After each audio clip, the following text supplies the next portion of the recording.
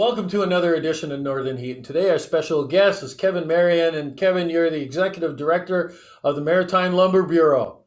And so welcome to our show, Kevin. Thank you, Bob. Glad to be here.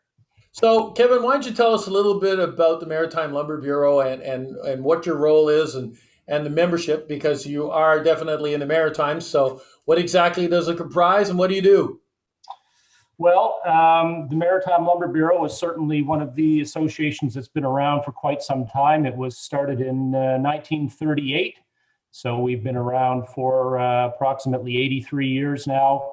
It was formed as an association to amalgamate people in the industry under a representative and a representation under one roof who can look after elements of pricing and various other elements with regards to quality control of wood products and inspection services and that type of thing. And it's evolved over the years into a little bit more of an amalgamated type of association to look after the general interests of the sawmilling sector. So we have four different key elements that we operate under and core functions, one being the quality control inspection, one being phytosanitary department, of which we work closely with the Canadian Food Inspection Agency under the Canadian Lumber Standards System. We have a certificate of origin program, of course, that was implemented back in the mid-1990s or before for the Canada-US softwood lumber file. And then we also have our Atlantic Woodworks department. So there's a fair amount of moving parts in this small building, and for the staff that we have a fair amount of responsibility of what we look after. Well, definitely, and with Thermalwood Canada, we're actually one of your members, and you deal with us exactly with quality control and the phytosanitary and certificates of origin. We've been involved in every aspect of the game. So part of, and like you mentioned, is getting your members together. You talked about pricing, and that makes me think of different things. But today, and since 2020 and COVID has come around, there's been a lot of things that have changed in your world. A lot of things have changed in the wood world. And so, how do you see with the changes that happen, the future of wood, and how does that? What kind of a spin does all this have to it? I'll circle back a little bit just with regards to the COVID pandemic and some of the things that's happened there. I think it certainly threw a lot of us for a loop, and I don't know that anybody is immune to the changes that the pandemic brought about, and we're no different. And certainly the sawmilling and lumber sector is no different. Nobody could have predicted what was going to happen a year ago. We found ourselves into a situation where, certain sawmills from around the country had to temporarily close in order to get a feel for what was going to happen for more of the short to medium and long-term effects of the pandemic. And what that caused was a supply and demand issue. Everybody, as we know, nobody traveled anymore. People were sticking around the house. And then as people are, as they find themselves looking at each other in their, at their breakfast nook, at their kitchen table, they decide, geez, if we can't travel, we may as well do something around the house. And Correct. We may as well renovate something, and we may as well change something or add a room on or a deck or something. The problem is that seemed to be a pretty common phrase around the kitchen table at multiple thousands, hundreds of thousands, maybe even millions of tables across North America. And what it caused was a supply shortfall immediately. And what happens is when you get a supply shortfall, and then you get a sort of a retraction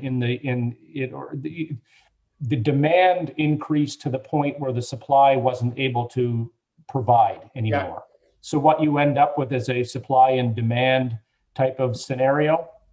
And as you know, and anybody who follows, commodity markets and that type of thing, it's a classic case of a supply and demand issue where if you have demand that outweighs supply by a large margin, then you get possibly, temporary increases in the price of that commodity. And that's exactly what happened with lumber and wood products in general. And lumber is not the only thing, certainly if you look around to many different building products, you'll see that there is an increase in the price of that. And certainly lumber is definitely one that's on everybody's radar, because it's one that, when people wanted to renovate and do a little bit of work, they immediately noticed the changes in the prices, and it kept going up since. Well, But, it's you know, the primary product that starts any construction project, right? It's the it, substructure, it's the wall, it's whatever that you talk about.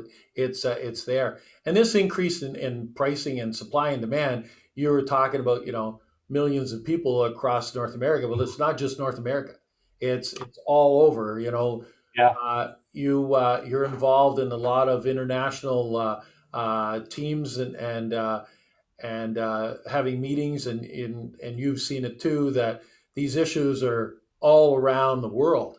yeah, Everybody has decided to start renovating all at the same time, they causing a have. problem. So that's got to be even if there's a supply and demand issue, it's got to be good for a lot of the wood suppliers in Atlantic Canada. Yeah, I mean, like I said, it was a situation where nobody had foreseen this. The lumber markets are something that are not controlled by any one company, any one province, or any one state. The lumber markets are sort of an overarching aggregate of the overall supply and demand. So what happened was, we started to see an increase in the price of commodity lumber products, and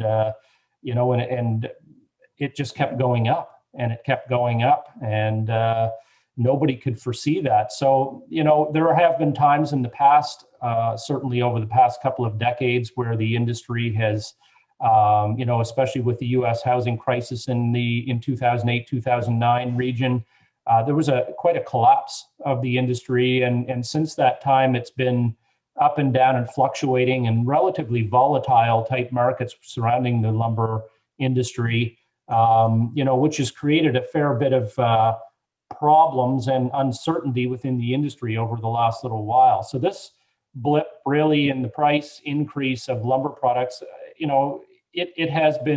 it's been very good for the industry for a short term anyway. It is a bit of an anomaly. However, it's not wonderful for Joe consumer who wants to build their house right now. Yeah. It does add a cost to that. However, it's very unpredictable as well. Trying to figure out what the lumber markets are going to do next week or next month or 6 or 10 or 12 months from now is a very difficult task to do. And how long that anomaly is going to last is really anybody's guesses. And the economists are trying to work on that every day. But it's what we're in right now. It's what we have to deal with. And for the short term, it's been decent for the industry, who have seen a lot of downfall and a lot of hardships intermittently over the last couple of decades. Well, you've answered one of the questions I was going to ask you, is that, what's a prediction for the future? And like you said, it's like it's reaching into an empty bag and trying to pull out a ticket here, and it's going to tell you what the future is going to be, because it's uncertain for everybody. But for the meantime, it's a good thing. You're absolutely right.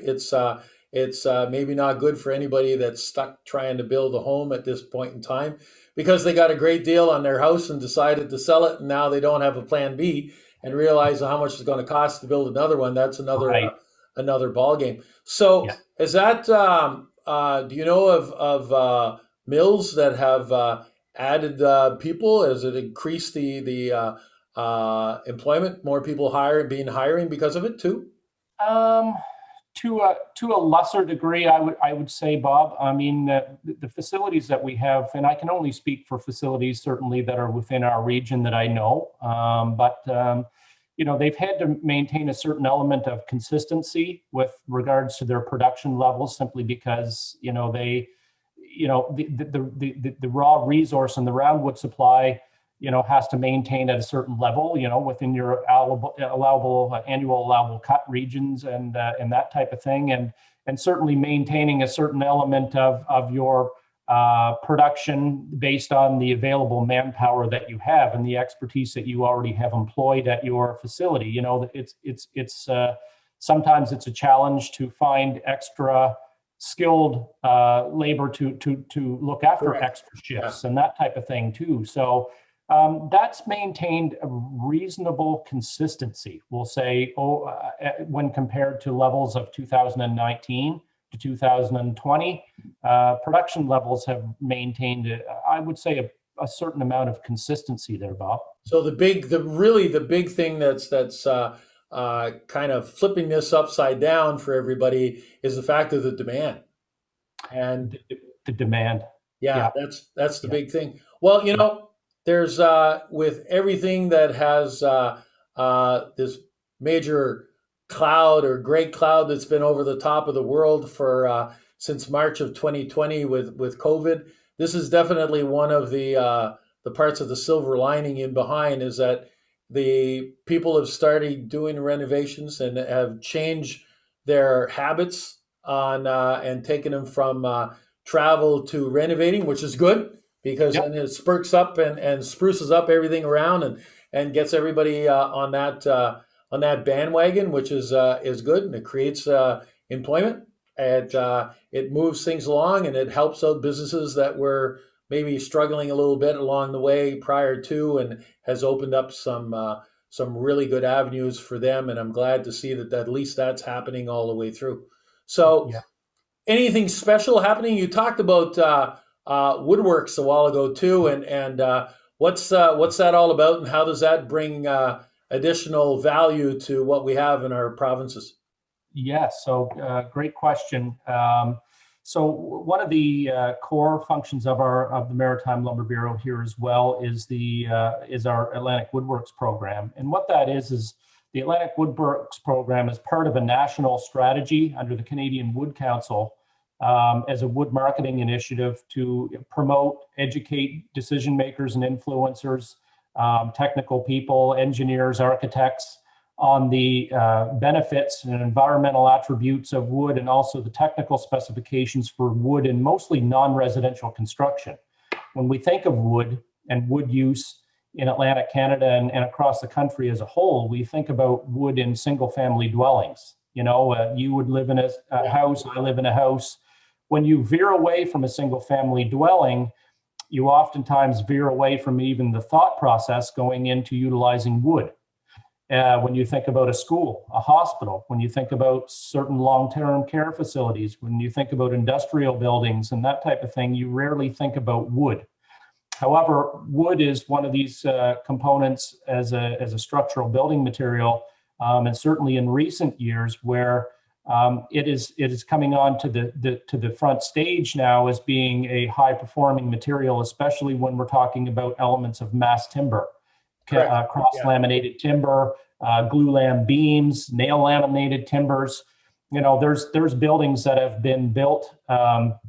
You know, in British Columbia, for example, at UBC, Brock Commons is an 18-story mass timber wood structure, 18-story building, and there's taller ones that have gone up around the world, and there's ones that are being drafted in concept, if nothing more than to test its abilities in a virtual platform. You know, upwards of 30, 40 stories plus in mass timber and wood. So they're very, very high performing, you know, and there's no reason in this world why we can't start looking outside of the, you know, that single family dwelling type of a thought process and looking more into a mass timber type utilization into larger, bigger scale industrial size buildings utilizing wood. And that's kind of what it's all about, Bob. It's a marketing and education platform that we have, and providing technical expertise and information to those who want to look at the options with utilizing wood in their structures.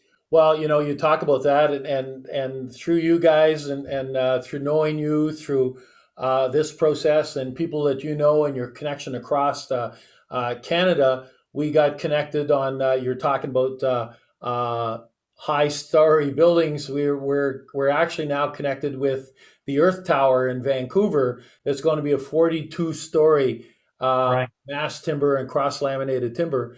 and we're now involved in doing testing with them on decking products. So, again, the connection, wood is a renewable resource.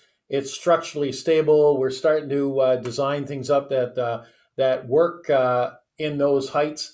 Things are starting to be built that way. Also have to do with the environment, environmentally friendly products, and the carbon footprint that comes to it. So everything that we do in wood, and you're right. So I want to thank you and your team very much for being out there and supporting Atlantic Canada, supporting your members, and helping them along with anything that they need. You've supported us many, many, many times, and appreciate that. And I know that you're out there supporting all your members and helping them as much as you can. So very much appreciated. My hat's off to you and your team.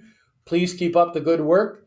Let's see what we can do to grow those markets within Atlantic Canada and make our province just as prosperous as others when it comes to the forestry industry.